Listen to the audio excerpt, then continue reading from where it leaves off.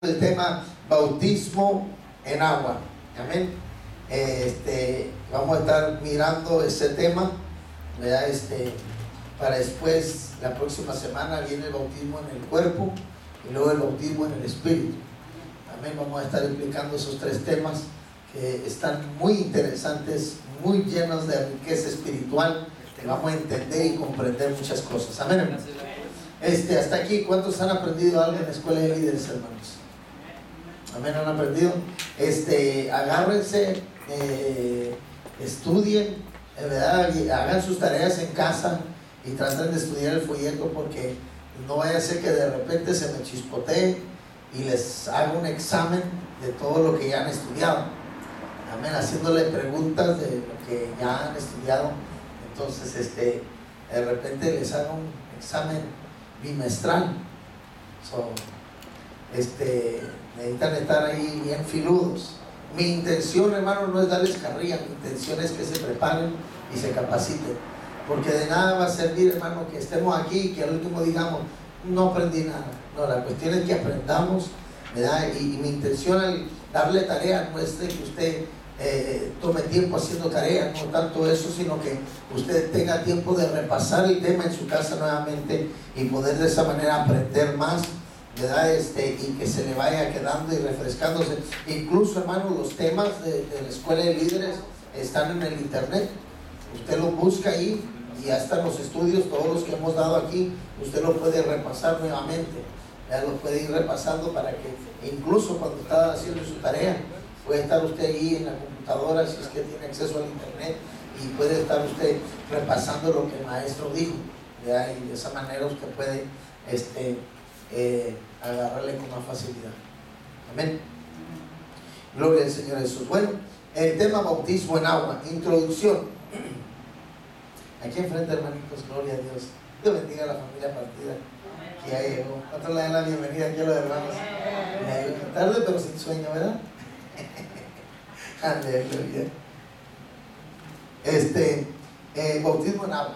Dice el estudio en la introducción: es bello ver cómo una persona acepta a Cristo como Señor y Salvador y cree en su corazón y lo confiesa con su boca.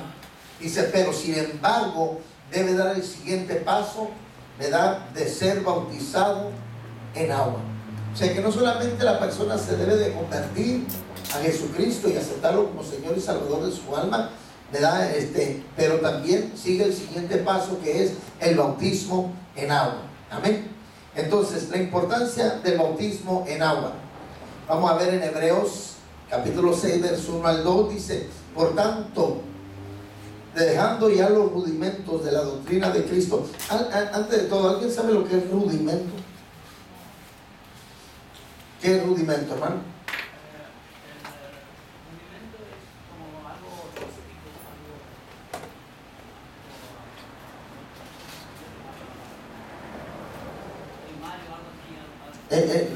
Dejando los rudimentos, está hablando de dejar, cuando dice dejando los rudimentos, está hablando de dejar lo básico, o como yo le dijera, el ABC del Evangelio. Cuando usted está en el kinder, ¿verdad? Los que fueron a la escuela en kinder, les enseñan ahí, que les enseñan el ABC. Cuando ya sale del kinder, ya le enseñan a querer leer, a poner letras y puntas y empezar a hacer frases, ¿verdad? O sea que deja los rudimentos, lo básico, va dejando lo básico, va dejando el ABC del Evangelio. Y dice aquí, por tanto, dejando ya los rudimentos de la doctrina de Cristo. Quiere decir, hermano, que debemos dejar ya lo básico de la doctrina de Cristo. En primer lugar, para dejar lo básico de la doctrina de Cristo, tenemos que primero conocer la doctrina de Cristo. ¿Y cómo vamos a avanzar? Y cuando dice dejando ya, no está diciendo que lo olvidemos, sino más bien que avancemos a aprender más y a conocer más las cosas de nuestro Señor Jesucristo, a profundizarnos más en su palabra, a profundizarnos más en su voluntad, a profundizarnos más en el conocimiento de Jesucristo. Y dice, por tanto, dejando ya los rudimentos o los fundamentos básicos de la doctrina de Cristo, vamos adelante a la perfección. Quiere decir, dice aquí, no echando otra vez el fundamento del arrepentimiento de las muertas, de la fe en Dios, de la doctrina del bautismo, de la imposición de manos, de la resurrección de los muertos y del juicio eterno. Escuche bien, dice, y no echando otra vez el fundamento. Quiere decir que ese fundamento debe de estar en cada cristiano. Usted debe conocer lo que es el bautismo, usted debe conocer lo que es el perdón de pecados, lo que es el arrepentimiento. Esas son doctrinas básicas. Usted debe ser capaz de hablarle a una persona sobre el perdón de pecados. Usted debe ser capaz de hablarle a una persona sobre el bautismo en alma. Usted debe ser capaz, esos son los rudimentos. Si usted, siendo cristianos con años en el Evangelio, y usted no sabe cómo explicarle a alguien lo que es el arrepentimiento de obras muertas, y si usted no es capaz de enseñar lo que es la resurrección de entre los muertos, si usted no es capaz de enseñar el juicio eterno, si usted no es capaz de enseñar los bautismos, el bautismo en agua, el bautismo en el cuerpo, el bautismo en el Espíritu Santo, hermano, todavía estamos en el ABC del Evangelio. No hemos dejado los rudimentos y no nos hemos extendido a la perfección. Entonces, aquí está diciendo, no echando otra vez el fundamento de arrepentimiento. ¿Cuántos ya se arrepintieron? Pero hay gente que, hermano, después de tantos años se tiene que estar arrepintiendo todavía. ¿Por qué? Porque echan otra vez el fundamento. ¿Por qué? Porque todavía está batallando con su vida y el mundo. Está batallando. Siendo cristiano de años, no deja la mala mano, no deja la mala costumbre, no deja la maldad, no deja el pecado. Y entonces está echando otra vez el fundamento del ¿qué? Del arrepentimiento de obras muertas. Hay que estar, mire hermanito, hay hermanos que tienen años en el Evangelio y todavía el pastor les tiene que decir, hermano, arrepiéntase, hermano, afírmese con Dios, hermano, arregle su vida, hermano, ya deje el pecado. ¿Qué están haciendo? Echando otra vez el fundamento del arrepentimiento de obras muertas. Otro de los fundamentos dice, de la fe en Dios. ¿Cuántos tienen fe en Dios? Pero en el momento de la prueba, él tiene que estar diciendo, hermano, tenga fe en Dios, confíe en Él. Ay, pastor, pero no sé qué voy a hacer, y sabe que Dios me abandonó. Tiene años en el Evangelio y todavía otra vez echando el fundamento de la fe en Dios, cuando usted ya debería estar bien puesto en su fe delante de Dios, donde usted ya debería estar bien firme en la fe. No, pero con años en el Evangelio todavía está batallando. Ay, ¿será que Dios existe? ¿Y será que Dios me escucha? Imagínense. Quiere decir que el cristiano muchas veces no ha salido del A, B, C del Evangelio. Estamos atrasados muchas veces. Y estamos echando otra vez el fundamento. Eso está diciendo la Biblia, hermano. No echando otra vez. Sé que hay que volverle a explicar. Hay que volverle a echar el fundamento. ¿Sabe lo que es el fundamento, verdad? Fundamento es lo que se pone antes de iniciar una estructura, un edificio, una casa. Y en el Evangelio el fundamento es la doctrina básica de esta que estamos leyendo aquí. Ese es el fundamento. La fe en Dios, el arrepentimiento de obras muertas. Todavía hay que estar lidiando con los aleluyas sobre eso. Y dice aquí, de la doctrina de bautismo, todavía hay, hermano, hace 20 años me bauticé, pero no sé si es válido mi bautismo, porque yo no entendí lo que me estaban haciendo. Nomás me aventaron al río y ya dijeron, ya estoy bautizado. No sé, otra vez ya quiere bautizarse otra vez el aleluya, echando otra vez el fundamento del bautismo. Dice amén en esta hora. ¿Qué le pasa a los aleluyas? Con añales y no entienden estas cosas básicas del Evangelio. Y fíjense lo que dice aquí de la imposición de manos. Otra doctrina básica. Usted tiene que tener, hermano, conocer lo que es la imposición de manos. Hay gente que tiene años en el Evangelio y no se atreve a ponerle la mano a alguien para orar por él o por ella, para ministrarlo? No se atreve. Hay que estarle enseñando, hermano, usted tiene poder. No, mejor ore usted, pastor. Ahorita voy a traer al hermanito para que ore por usted, porque él sí tiene poder. A Dios, a él sí lo usa, a ella sí la usa. Y yo no soy bueno para eso de poner manos. ¿Cómo está eso, hermanos? ¿Qué tipo de aleluya somos? ¿Qué tipo de creyentes? ¿Qué tipo de cristianos somos? Que debiendo tener este fundamento ya, no lo tenemos. Estamos batallando. No nos atrevemos a hablar del arrepentimiento. No nos atrevemos a hablar de la fe. No nos atrevemos, hermano, de hablar de la doctrina de bautismos. No nos atrevemos ni a ponerle la mano a alguien para orar por ellos. Dice, y de la doctrina de la resurrección de los muertos. ¿Cuánto creen en la resurrección de los muertos? Usted sabe que si usted no cree en la resurrección de los muertos, usted no es salvo.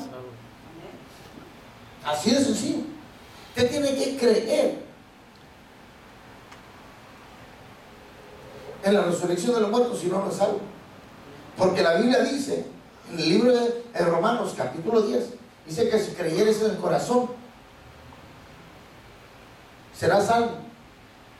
Dice que con la boca se confiesa para salvación, pero que en el corazón se cree para la justicia. Dice que, hermano, si nosotros creemos que Dios lo levantó de ¿dónde? De entre los muertos, ¿serás qué? Tienes que creer que Jesús resucitó. Si tú no crees en la resurrección, no hay salvación. Dice, y debemos creer que Dios lo levantó de entre los muertos y será salvo. La doctrina de la resurrección es algo fundamental para nuestra salvación. Porque ¿cómo usted va a predicar a un Jesucristo resucitado si usted mismo no cree en la resurrección? Amén. Usted debe de creer en la resurrección. Hay mucha gente que cree que después de muerto dice, bueno, pues se van a un lugar y por allá descansan y son felices el resto de sus vidas allá en el más allá. Sí, pero antes de todo eso, cuando Cristo venga, va a haber resurrección de los muertos. Se van a resucitar los buenos y los malos. Entonces, debemos de tener bien claro esas doctrinas básicas, como lo que es la resurrección de los muertos y el juicio eterno. ¿Usted puede hablarle a una persona del juicio eterno? En primer lugar, ¿cuántos van a ir al juicio eterno? A ver, no tengan pena, conteste, hermano. No. Los hermanos no dicen, no digo nada porque el pastor nos va a agarrar en la curva. ¿Cuántos creen que van a estar ante el juicio del gran trono blanco? ¿Cuántos no creen que no van a estar ahí? ¿No van a estar tú? ¿Quién sí va a estar? ¿Alguno de ustedes quiere estar ahí? Ok. Entonces todo eso vamos a estudiarlo en este primer bimestre. Ahorita ya hemos hablado de la fe en Dios, ¿verdad? Que hablamos de la fe en Dios.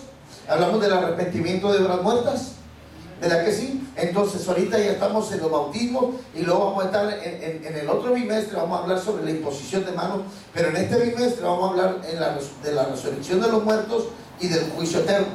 Amén. Entonces, que son temas básicos. Eso debe ser el ABC de nosotros, nuestro abecedario del evangelio, lo más básico que usted debe entender. Si usted domina esta doctrina básica que está en la escritura y usted puede explicarle a una persona, hermano, usted va a poder ser un buen discipulador, un buen consolidador que va a consolidar a otra persona para la honra y para la gloria de Dios. Usted necesita saber dominar, saber enseñar, ¿verdad?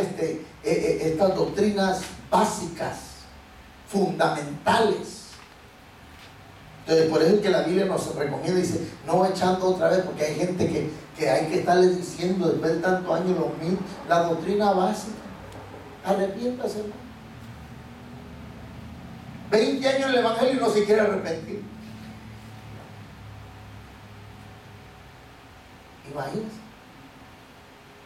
20 años. Yo tuve una hermana una vez aquí en la iglesia, tenía 35 años, parece, en el Evangelio, y nunca en su vida le había puesto manos a alguien. Imagínense. ¿Cuándo fue la última vez? Le dije que puso usted manos sobre una persona y oró por él. No, pues nunca, dice. ¿Cuántos años tiene el Evangelio? 35. Póngale la mano a la que está a su lado. Y le puso la mano y empezó a danzar ahí. Y ya ve que Dios la usa. Ha desperdiciado tanta unción y tanto fuego y tanto, pudiendo usted haber sanado a saber cuánta gente, liberado a saber cuántas personas, pero usted simplemente no se dejó usar. No creía que usted era capaz de poner manos. Y así, hermano, es importante que el cristiano conozca esas doctrinas básicas, ¿verdad? Del Evangelio. Vamos a ver, todas estas doctrinas tienen que ver con la visión que Dios nos dio. O sea, en el ministerio Casa de Dios Rama Fructífera, nosotros, Dios nos ha dado una visión. Y esa visión hemos puesto el modelo de Jesús. Y en esa visión hay 4 funciones. Y eso lo vamos a estudiar más adelante. En esta visión hay 4 funciones. Primero es ganar. La segunda es consolidar. La tercera es discipular. Y la cuarta es enviar. Entonces, eso le llamamos lo que es el río de Dios. Donde uno se va preparando. Primero se gana la persona. Después de ganarla, se consolida la persona. Después de consolidarla, se discipula a la persona. Y después de discipularla, se envía a la persona. 4 pasos básicos que la iglesia está trabajando para poder lograr el objetivo de Dios aquí en la tierra, que es ganar multitudes para el reino de Cristo. Amén. Entonces, pero le hemos puesto el modelo de Jesús. Por eso, cuando usted ha ido al retiro, ¿cuántos han ido al retiro con nosotros? ¿Todos, verdad? ¿Qué dice su camisita aquí? El modelo de Jesús, ¿verdad? Y trae una palomita. Entonces dice el modelo de Jesús. ¿Por qué? Porque estamos allí avanzando en lo que es el modelo de Jesús. Entonces, esas 4 facetas tienen su función, ¿verdad? Lo que es ganar. Para ganar un alma, ¿qué hay que hacer? Hablarles, ir a predicar, tocar puertas, ir caminando debajo del sol, ¿verdad? Pasar volantes, pasar tratados, ¿verdad? Ir a donde sea, donde están las almas, para predicar la palabra del Señor. El proceso de ganar es un proceso. No es fácil, hermano, ganar gente. Y es más duro consolidar gente.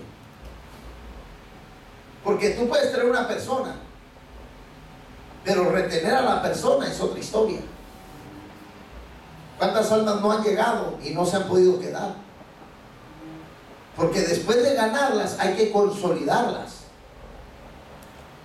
que es ahí luchar para que esa persona se quede en la iglesia o se quede en la fe en Cristo Jesús, o sea, que se afiance de Jesús. Si se logra afianzar, si la logramos consolidar, entonces le decimos, se tiene que discipular. Y la enviamos a un discipulado, como ahorita usted está. ¿En dónde? Usted está en que lo vamos a ganar, o en que lo vamos a consolidar, o lo estamos discipulando ya. O sea que usted ya fue ganado. Uno de ustedes fueron ganados en otras iglesias por alguien más. Entonces, ya fue consolidado, se permaneció. Ahora usted está siendo discipulado.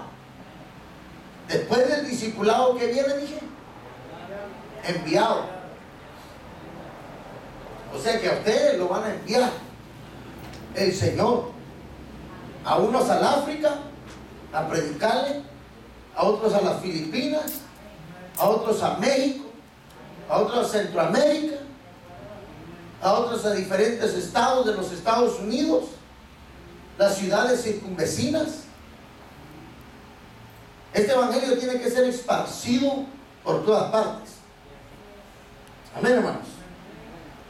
Entonces, esto es lo que estoy queriendo entender aquí en esta parte donde dice todas estas doctrinas, o sea, todas estas doctrinas que acabamos de hablar acá en el Hebreos 6, y se tienen que ver con la visión que Dios nos dio, que es el modelo de Jesús, están agarradas y entrelazadas la una con la otra. O sea que todas son importantes y no es una sin la otra, todas van agarradas de la mano, todas estas doctrinas.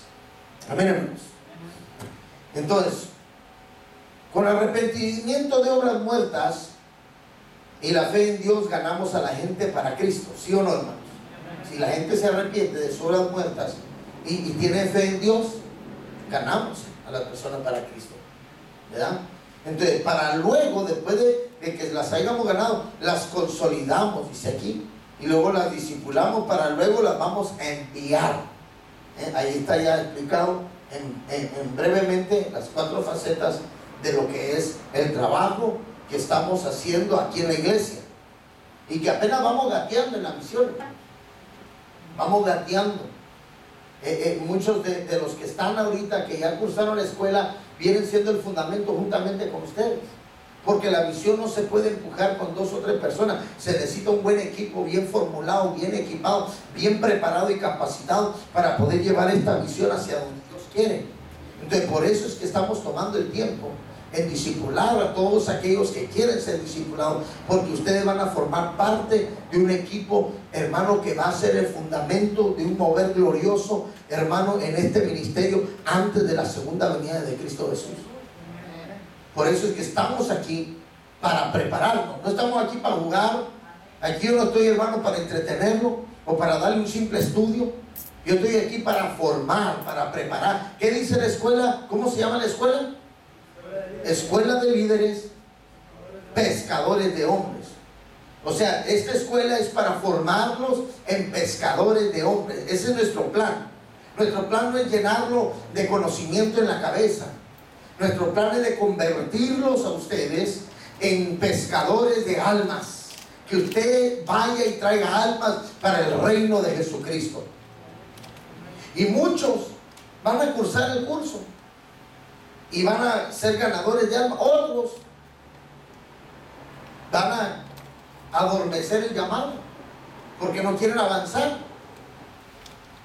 Y por ello que seguimos batallando. Quisiéramos que todos se lanzaran a predicar, a ganar almas para Cristo. Entonces, y si todos lo hacemos, vamos a lograr una gran cosecha de alma para el reino de Cristo Jesús. Dice en esta hora, hermano. Ok, y todo tiene que ver con el río de Dios, porque después que la gente se ha arrepentido y han creído, deben bautizarse. Y tenemos una clase en el curso aquí que se llama el río de Dios. El río de Dios, ¿verdad? Y esa clase ahí vamos a explicar lo que es el río de Dios. Vamos a explicar lo que es el modelo de Jesús también. Vamos paso por paso, ¿verdad? Para que usted vaya entendiendo cuál es la visión que Dios nos ha dado y cómo debemos trabajarla. Amén, hermanos. Entonces dice que después de que la gente se ha arrepentido y ha creído, debe bautizarse en el cuerpo de Cristo. ¿Dónde se debe bautizar? Bautizarse en agua y bautizarse en el Espíritu Santo. Ahí están los 3 bautismos. Debe el bautismo en el cuerpo de Cristo, el bautismo en agua y el bautizarse en el Espíritu Santo. Podemos decir que hoy que las personas han creído, deben bautizarse. Después de que una persona ha creído en Jesucristo y lo ha aceptado en su corazón como Señor y Salvador de su alma, ¿qué debe hacer la persona? Bautizarse. Yo quiero dar esta doctrina dentro de la escuela con el contexto de la visión que Dios nos dio. Si tú has predicado en tu célula, o tus líderes de célula están predicando y la gente se convierte, es necesario que su fe se ponga en Dios. En otras palabras, si la gente se convierte, se arrepiente de obras muertas, ¿qué sigue del arrepentimiento de obras muertas? Fe en Dios, depositar la fe en Dios. Ahora empieza a confiar en Él. Ahora ya te arrepentiste de tu vida pasada, ahora empieza a confiar en Él. Tú empiezas a creer en Él, empieza a inclinarte en Dios. O sea, la fe en Dios, empieza a ejercitar su fe. ¿Me está entendiendo en esta hora? Entonces, dice, entonces después de que la gente se convierte, es necesario que su fe se ponga en Dios. Pero no solo se va a poner la fe en Dios, sino también la obediencia. Y el primer acto de obediencia que el Señor quiere que ver en nosotros es que seamos bautizados en agua. Es el primer paso de obediencia después de que te has arrepentido de tus pecados y has creído en Jesús como Señor y Salvador. Entonces el siguiente paso es que el bautismo. El bautismo en agua. Entonces es importante, hermano, que tú no puedes decir, no, yo no quiero ser bautizado.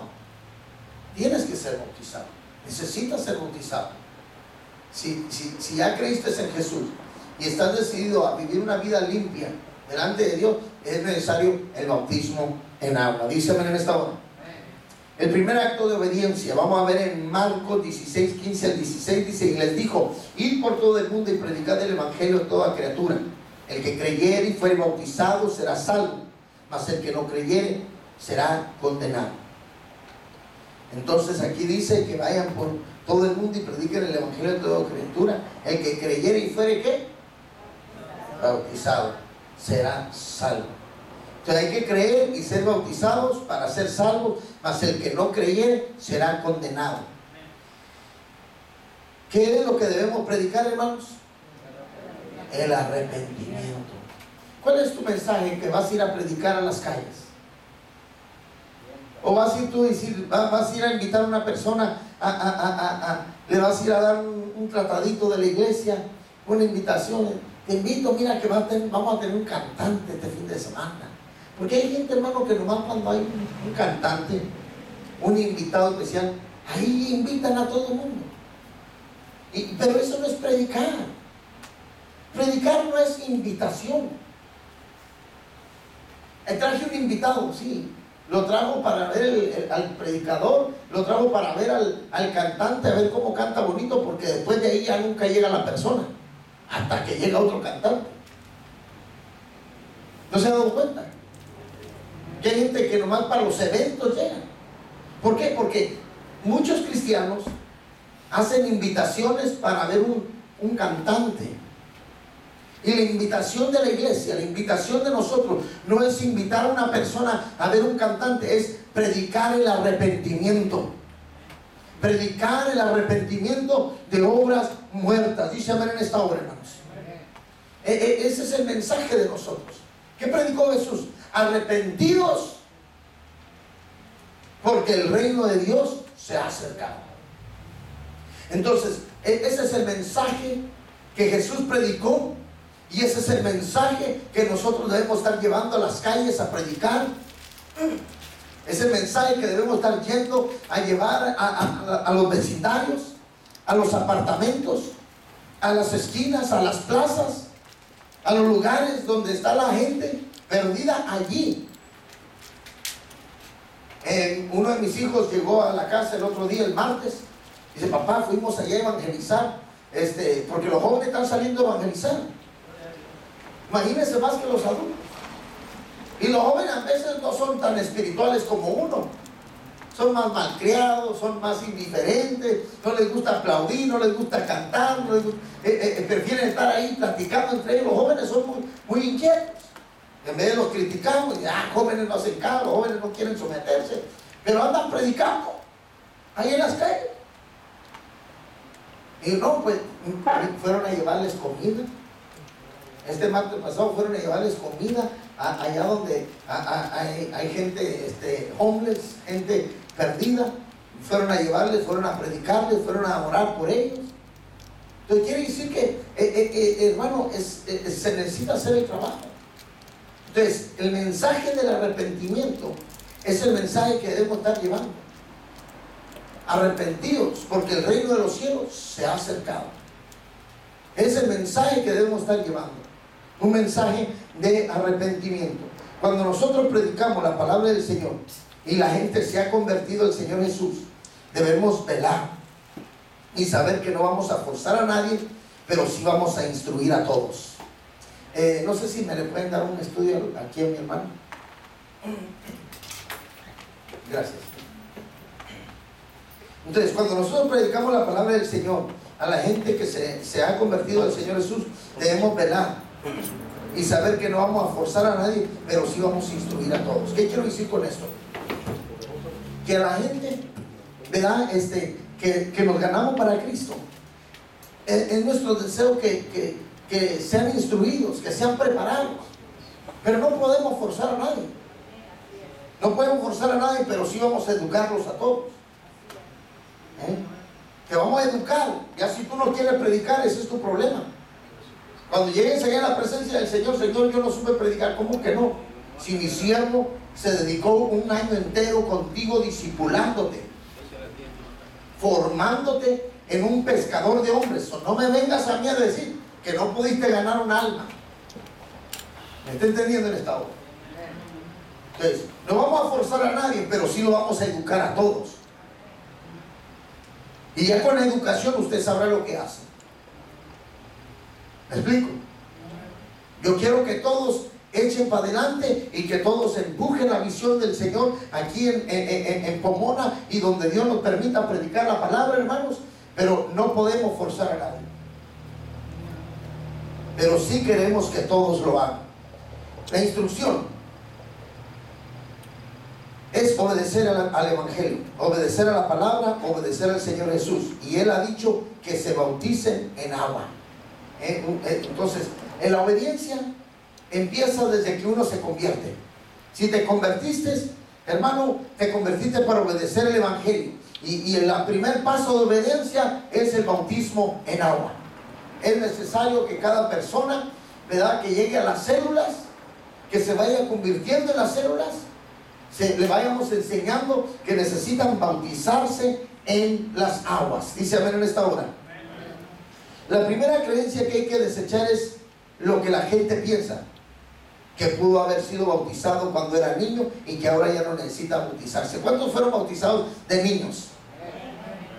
Tuvieron padrino y padrina y no sé qué, ¿verdad? Entonces, pero ese bautismo no es el que la Biblia indica. No es más, bautismo, ¿verdad? Es sumergido en y cubierto por el agua. Entonces, si yo agarro a un niño y yo le roceo agüita en la cabeza o le echo con una tacita un poquito de agua en la cabeza, ¿será bautismo eso? No, porque bautismo quiere decir que debe ser sumergida en y cubierta por el agua. Ese es bautismo. Entonces, aunque le llamen bautismo a lo que es echarle agüita en la frente al niño, no es bautismo. Es simplemente costumbre y tradición. ¿Me explico? El bautismo es sumergir a una persona y cubrirla por el agua. ¿Cuántos dan gloria a Dios? Entonces, y hay gente que dice, no, pues ya a mí me bautizaron de pequeño, no creo que sea necesario bautizarme hoy de grande. Pues sí, porque el bautismo solamente califican las personas que reconocen que son pecadores y que se arrepienten de sus pecados y que reconocen a Jesucristo como Señor y Salvador de sus almas. Esas son las personas candidatas, ¿verdad?, para el bautismo en agua. Dice amén. Entonces, pero nunca la Biblia ha dicho que nos bauticemos y después creamos. O sea, no podemos bautizarnos y después creer. Primero se cree y luego se bautiza. Nadie puede bautizarse sin creer en Jesucristo como Señor y Salvador, porque eso es el bautismo. El bautismo es hermano, muerte y resurrección. Morimos en Cristo, o morimos al viejo hombre y resucitamos una nueva criatura en Cristo Jesús. Entonces, si yo no creo en eso, ¿para qué me voy a bautizar? Entonces, primero no se bautiza y después cree. Primero cree en Jesucristo como Señor y Salvador, y luego se puede bautizar. Dice amén en esta hora. Amén. Estamos en la primera página, cielo. Amén. ¿Sí lo encontró? Amén. Dice, creer es un acto voluntario de cada persona. Cada quien decide en quién quiere creer y en quién no quiere creer. Ahí me equivoqué, póngale no. Y en quién no quiere creer. Entonces, es algo voluntario. La gente cree si quiere creer en Jesucristo como Señor y Salvador, ¿verdad? Es voluntario de cada persona. Cada quien decide en quién quiere creer y a quién le quiere creer y en quién no quiere creer. Si la gente ha decidido creer voluntariamente en Cristo, entonces ahora puede obedecer al ser bautizado en las aguas. Es importante que todos sean bautizados en las aguas después de creer en Cristo Jesús. Jesús puso el ejemplo. Página 65. Mateo 3, 16 al 17 dice: y Jesús, después que fue bautizado, subió luego del agua. He aquí los cielos le fueron abiertos, y vio el Espíritu de Dios que descendía como paloma y venía sobre él. Y vino una voz de los cielos que decía: este es mi Hijo amado, en quien tengo complacencia. Aquí está Jesús, ¿verdad? Aquí podemos ver cuando Jesús está siendo bautizado, y dice que después que subió del agua, ¿verdad?, los cielos fueron abiertos y el Espíritu de Dios que descendía como paloma venía sobre él. Y vino una voz del cielo que decía: este es mi Hijo amado, en quien me complazco, en quien tengo complacencia. Dios se complace con quienes le obedecen.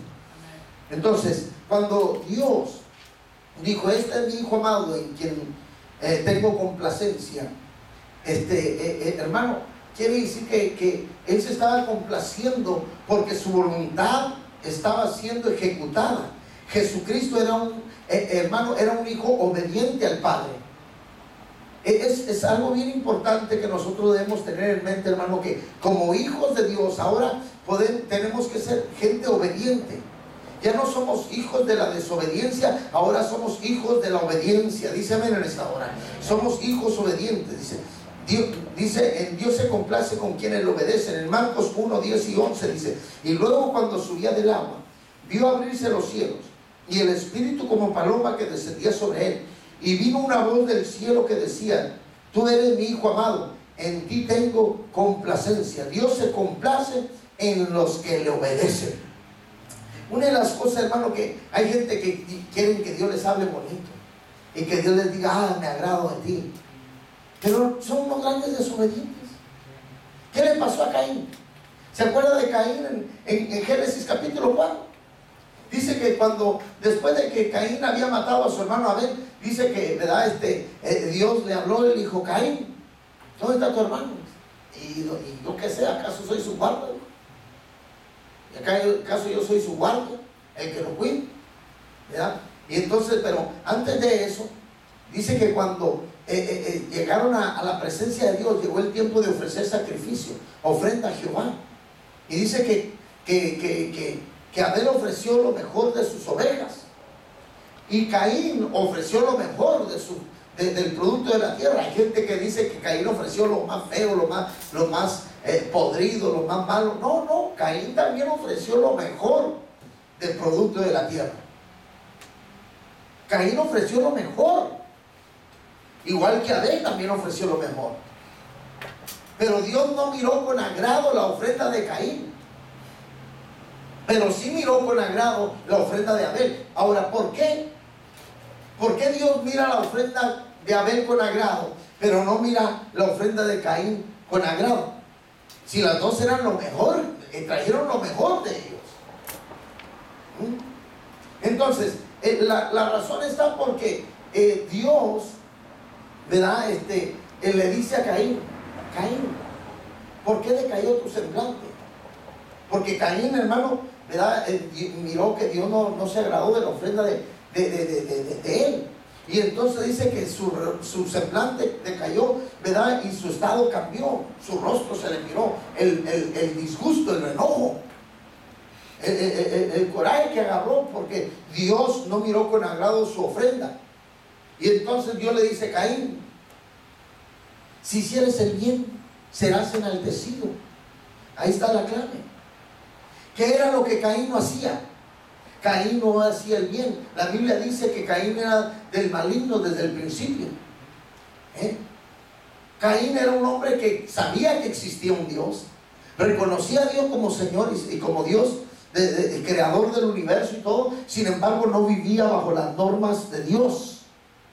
No estaba caminando en obediencia a Dios. Sin embargo, Abel era un hombre, ¿verdad?, que empezó a caminar de acuerdo a la voluntad de Dios. Y Dios miró con agrado, ¿verdad? ¿Por qué? Porque la actitud de Abel era una actitud correcta delante de Dios. No era tanto, hermano, la ofrenda, ¿verdad?, que en ese momento estaba presentando, aunque la ofrenda, ¿verdad?, tenía mucho que ver.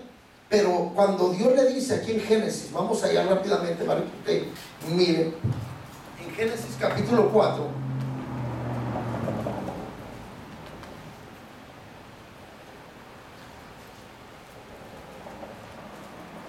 verso 5 dice: pero no miró con agrado a Caín y a la ofrenda suya, y se ensañó Caín en gran manera y decayó su semblante. Entonces Jehová dijo a Caín: ¿por qué te has ensañado y por qué ha decaído tu semblante? Si bien hicieres, ¿no serás enaltecido? Imagínense, en el verso 7 dice: si haces el bien, Caín, ¿acaso no serás enaltecido?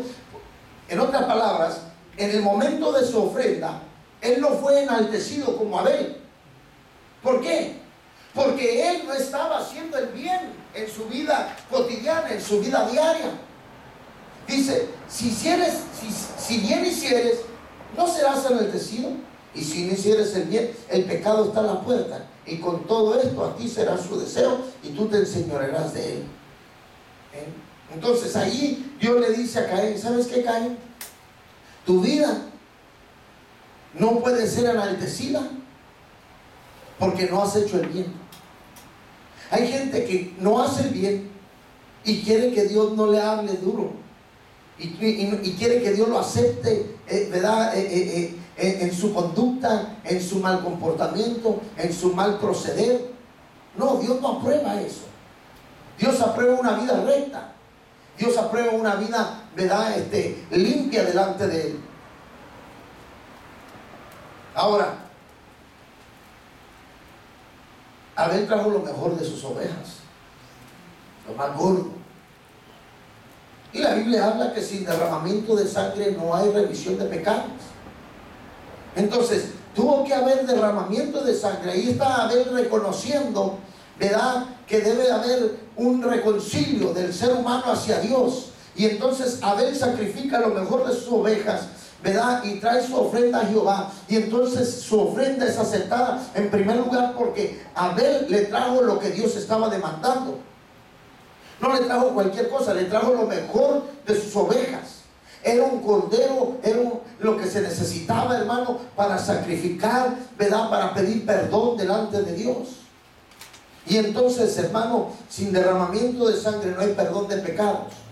Y entonces, cuando se derramó la sangre, Abel recibió perdón de pecados, no fue inculpado de ninguna culpa, fue libre de culpa, fue borrado su pecado. Ahí proféticamente, hermano, podemos verlo en la historia de Abel y de Caín, hermano. Y Caín trajo lo mejor de su producto, pero no era específicamente lo que Dios estaba esperando para perdón de pecados. Porque hay gente que quiere venir a pedir perdón a Dios, hermano, a través de prenderle una velita a fulano, a sultano, a perengano. Tú puedes traer tus ofrendas, hermano, y cualquier cosa ante algún santo prendiéndole velas, pero eso no va a agradar a Dios. Dios te pide que reconozcas a Jesucristo como Señor y Salvador de tu alma. Dice amén en esta hora. Entonces, dice aquí, Jesucristo ya tenía el Espíritu Santo, pues fue engendrado por el Espíritu mismo en María. Mateo 1, 18 al 20 dice: el nacimiento de Jesucristo fue así.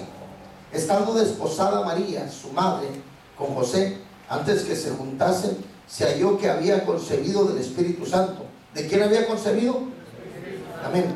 Dice: José su marido, como era justo y no quería infamarla, quiso dejarla secretamente.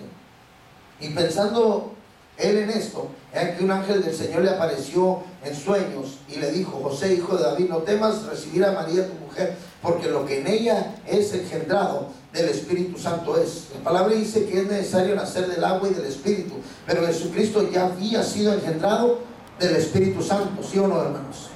Entonces, la Biblia dice que el primer Adán era alma viviente, el segundo Adán era espíritu vivificante. Entonces, Jesucristo era un ser espiritual. Entonces, dice aquí que Jesucristo ya había sido engendrado por el Espíritu, pero ahora faltaba que Él mismo cumpliera lo que Él estaba pidiendo que todos cumplieran: ser bautizados en agua. Entonces, Jesucristo, ahora pregunto yo, ¿Jesucristo necesitaba bautizarse? No. ¿Necesitaba bautizarse? ¿Por qué no necesitaba bautizarse? No necesariamente, porque se tenía que cumplir la palabra, pero porque no había, ¿para quién es el bautismo?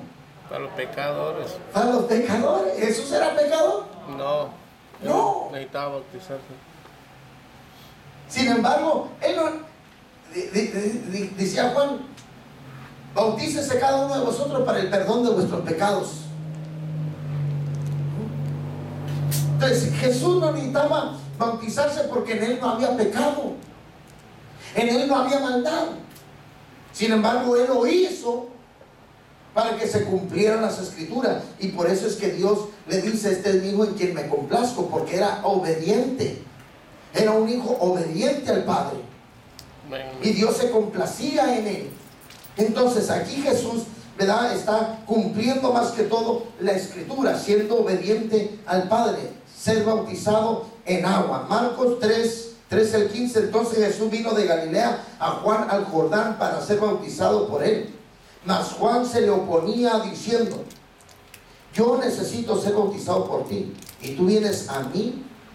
Pero Jesús le respondió: deja ahora, porque así conviene que cumplamos toda justicia. Entonces le dejó. Ahí está mirándose como Jesús le dice que es necesario que se cumpla la justicia de Dios, o sea, lo que Dios ha ordenado y declarado. Entonces, hermanos, entonces Juan dejó, ¿verdad?, que lo que Jesús quería, que él fuera bautizado por Juan, y se dejó bautizar por Juan. Y eso se llama humildad. Que el Hijo de Dios se deje bautizar por un profeta. De igual manera, nosotros deberíamos tener sencillez y humildad para dejar que otras personas nos enseñen. Amén. Una vez llegó un hermano que decía que tenía títulos, que había sido pastor por no sé cuántos años, y que había sido catedrático, y que tenía diplomas de no sé dónde y tantas, y me dijo que era evangelista, que tenía títulos de evangelista, que tenía, ¿verdad?, esto y lo otro, y me dijo, y el Señor me trae aquí con usted, pastor, a que sirva aquí en la obra. Y dije: hermano, va a necesitar entonces entrar en la escuela de líderes. No, yo no necesito, dice, yo estoy preparado. Entonces, si usted ya está preparado, entonces es suficientemente humilde para obedecer, ¿verdad? Porque hermano, muchas veces, porque estamos preparados, se nos olvida la humildad y la sencillez, lo más básico del evangelio.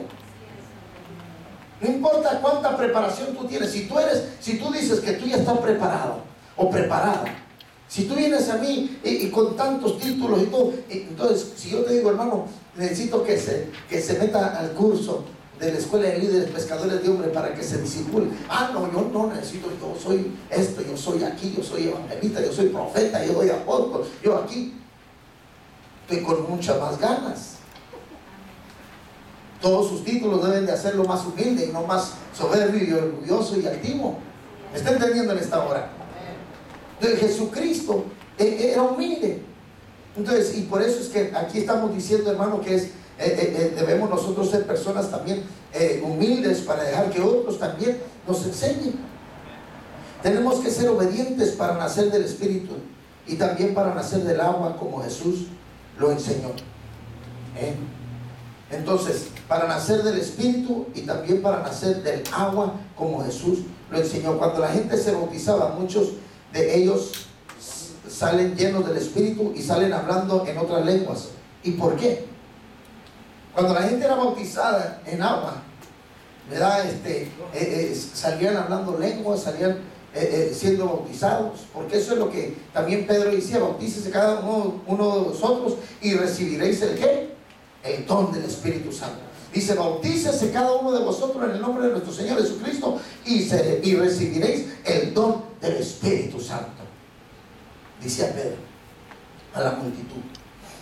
Entonces, hermano, quiere decir, hermano, que mucha gente es bautizada, ¿verdad? Y recibe el don de lenguas, ¿verdad? Dice, la Biblia dice que los cielos se abrieron. Cuando una persona empieza a obedecer a Dios y empieza obedeciendo su bautismo, los cielos se le empiezan a abrir y Dios lo empieza a ver con complacencia. Hermano, cuando una persona empieza en obediencia a Dios, es lo más lindo. Dios empieza a bendecir. Una de las cosas, hermano, en el Evangelio es la obediencia. Una de las cosas que te va a llevar a crecer y te va a llevar a entender muchas cosas en Dios es la obediencia. Un cristiano que es desobediente, un cristiano que no se sujeta, un cristiano insubordinado, un cristiano, hermano, contestatario y protestatario, le va a costar aprender y crecer. El cristiano necesita aprender a ser humilde y sencillo y obedecer la palabra. A obedecer, hermano, lo que Dios quiere para su vida. Entonces, ¿por qué? Porque ahí es donde vamos a aprender, hermano, muchas cosas que Dios quiere que entendamos y que no las hemos entendido todavía.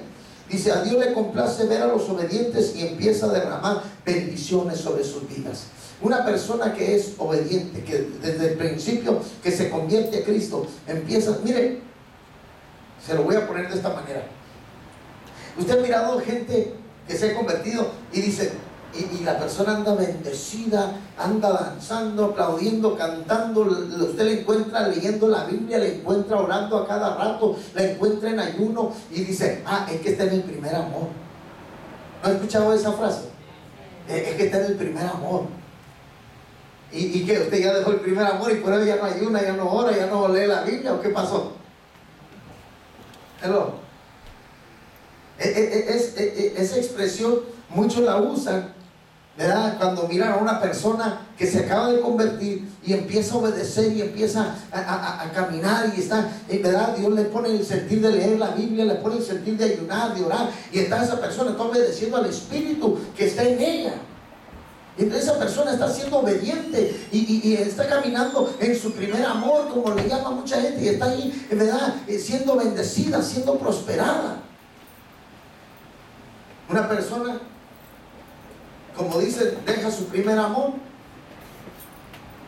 dejó de orar, dejó de ayunar, dejó de leer la Biblia, dejó de esforzarse. ¿Qué pasa? Que ya le vino esto, que ya le vino el otro, que ya le duele aquí, que ya le duele allá, que ya tiene este problema, que ya está desanimado, que ya está desalentado, que ya le perdió el ánimo al asunto, que ya no tiene, que ya perdió la visión, que ya perdió la fe y tantas cosas. ¿Por qué? Entonces, en primer lugar, porque dejó de obedecer la palabra del Señor, de perseverar en la oración, en la palabra, como la iglesia primitiva.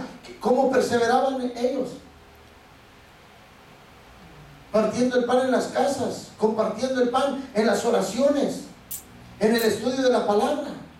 ¿Acaso no perseveraban en eso?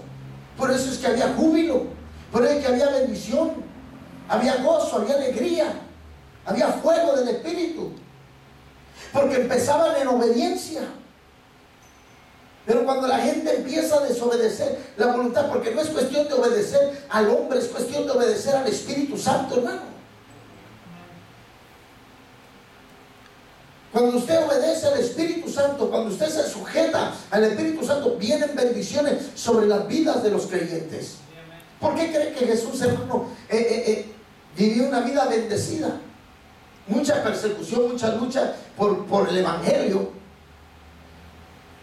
Sufrió, pero su vida no estaba amargada, su vida no estaba sufrida, su vida no estaba, el hermano, triste y sintiéndose marginado y sintiéndose de menos, no.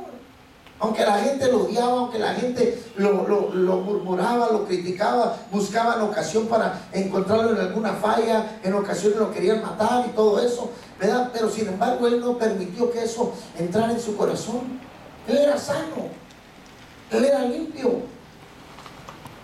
Entonces él era feliz.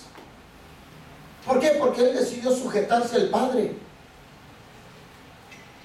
Yo voy a obedecer al Padre. Y entonces, en obediencia al Padre, no permitimos que entre raíces de amargura, odio. Supongamos que tenga un disgusto aquí con mi hermano y con mi hermano acá. Un desacuerdo, lo que sea. Pero no podemos permitir ninguno de los tres que entre odio, coraje, ira, lo que sea. Debemos amarnos. ¿Por qué? Porque de esa manera nos vamos a mantener en armonía, aunque haya diferencias. Debemos luchar por superar todo eso. ¿Por qué? Porque de esa manera, hermano, nos mantenemos en obediencia. ¿Por qué? El Padre dice, ¿qué dice Dios? No se ponga el sol sobre vuestro enojo. Airaos, pero no pequéis. Y no se ponga el sol sobre nuestro enojo. Dice, si tu hermano pecare contra ti, perdonarle. ¿Y cuántas veces debo perdonarle? No te digo 70 veces, Pedro, sino 70 veces 7.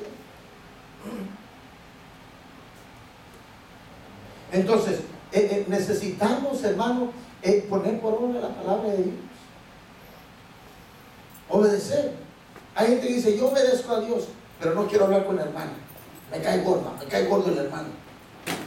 ¿Cómo tú vas a estar en obediencia a Dios así? Es cuestión espiritual. Tú tienes que aprender a perdonar y amar al prójimo. Personas así, personas que no permiten que cosas entren en su corazón, son gente que son bendecidas. Jesucristo no permitió que el odio, hermano, aún los que lo estaban colgando en el madero, Jesús le dijo al Padre, perdónalos porque no saben lo que hacen. Puede usted decirle al que lo está maltratando, ultrajando y arrastrando su testimonio por el suelo, puede usted decirle, Padre, perdónalo porque no sabe lo que hace. Puede usted, hermano, si le da una bofetada en una mejilla, ¿le va a poner la otra?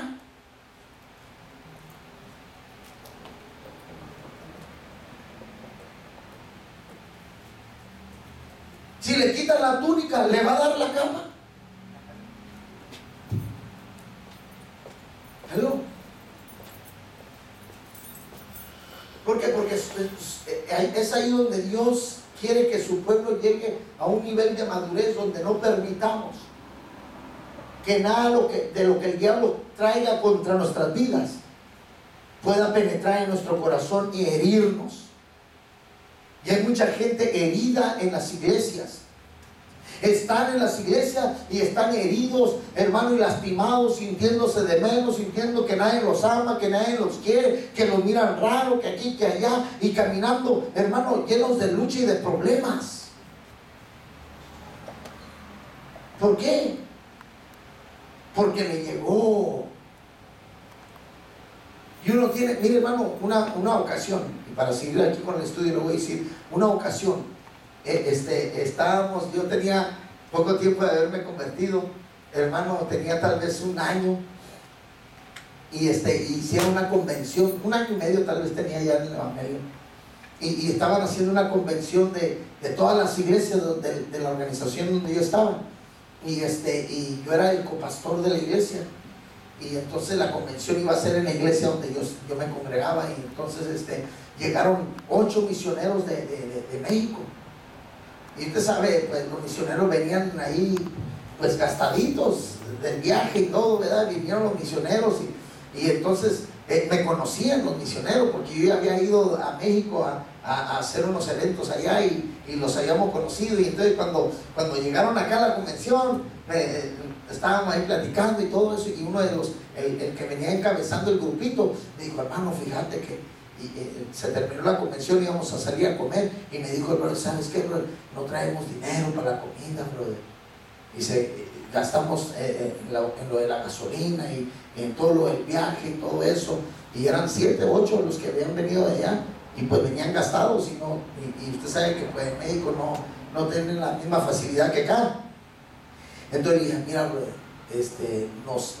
yo no puedo hacer nada al respecto, le dije, pero mira, hace algo, le dije, le di un consejo, le dije, mira, ve con la hermana de la cocina, pónganse en línea donde están sirviendo la comida y vayan, díganle a la hermana de la cocina que ustedes no traen dinero, que vienen desde México y que pues si le pueden dar, no creo que te lo vayan a rehusar, hermano. Ok, hermano, y se fueron los 8, hermano, a hacer línea la comida. No sé qué fue lo que el hermano les dijo, pero estaba yo, ¿verdad? Ahí en la convención, y de repente el pastor me mandó llamar, ¿verdad? Y estaba ahí con varios pastores, ¿eh? Y entonces le dije, sí, pastor. Y me dice, hermano José, sí, pastor, me dice, que sea la última vez que usted mande decir que le den comida gratis a los de México. Entonces, yo pude haberme defendido, le pude haber dicho al pastor, ¿sabe qué? Yo no les dije, yo le pude haber dicho lo que yo les dije. Entonces le dije al pastor, ¿sabe qué, pastor? A mí, claro, no va a volver a suceder, ahí, disculpe. Eso fue lo que yo le dije a mi pastor. Le dije, disculpe, pastor, no va a volver a suceder. No quise yo decirle enfrente de los demás pastores a mi pastor y ponerlo en mal, o hacerlo como que él me estaba tratando injustamente. Amén, pastor, le dije, no va a volver a suceder. Y ¿sabe qué? Me sentí en ese momento apagado, me sentí y me fui al altar, a la iglesia. ¿Y sabe qué fue lo que le dije al Señor? Le dije, Señor, gracias por esta exhortación, Señor, le dije. Gracias porque esto me ayuda a mí a crecer y a entender más tu voluntad. Señor, ahora ayúdame a amar más a mi pastor. Y declaro que lo amo en el nombre de Jesús. Y me quedé llorando un buen rato. Y me levanté fresco como una lechuga, hermano, sin nada ¿por qué? El problema es que muchos cristianos sufren golpes por una y por otra razón y no bloquean eso, sino que dejan que esté entrando y se están cargando de tanto dolor y de tanta tristeza y de tanto golpe emocional y psicológico y de sus superiores y todo eso, y después anda todo apagado y desanimado. ¿Por qué? Porque esas cosas deben de hacernos caer de rodillas y decirle, Señor, ¿por qué? Porque es nuestro deber ser cristianos obedientes. ¿Qué tengo que hacer yo si alguien me ataca? Señor, ayúdame a amarlo. Dice que debemos orar aún por nuestros enemigos, bendecir a los que os maldicen. Pero ¿qué hace el cristiano hoy en día? Se amarga la vida. Y por eso es que nos vienen muchas bendiciones que Dios quiere que vengan a nuestras vidas. Y por eso es que, hermano, Dios le dice a Jesús, este es mi hijo en quien yo me complazco, porque él era un hijo que obedecía la palabra del Señor. Usted no puede decir, yo obedezco la palabra del Señor y teniendo odio con la hermana y pleito con la otra hermana y división con el otro hermano. ¿Aló? Pero es que están llenos de achaques y de dolores y molestias y necesidades y calamidades y problemas y dificultades, porque no hay la suficiente obediencia. ¿Aló? Nos identifica con la muerte de Cristo.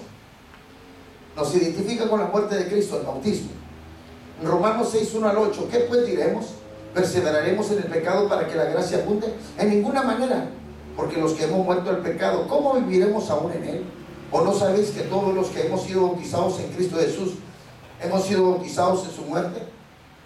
¿En qué fuimos bautizados? Dice, porque somos sepultados juntamente con él para muerte por el bautismo, a fin de que como Cristo resucitó los muertos por la gloria del Padre, así también nosotros andemos en vida nueva. porque si fuimos plantados juntamente con Él en la semejanza de su muerte, así también lo seremos en la de su resurrección, sabiendo esto, que nuestro viejo hombre fue crucificado con Él para que el cuerpo de pecado sea destruido, a fin de que no sirvamos más al pecado, porque el que ha muerto ha sido justificado del pecado. Y si morimos con Cristo, creemos que también viviremos por Él. ¿Cuántos alaban a Cristo Jesús? Hay mucha gente que cree que porque que hay gracia pueden estar pecando, porque la Biblia dice que donde abunda el pecado, sobreabunda la gracia.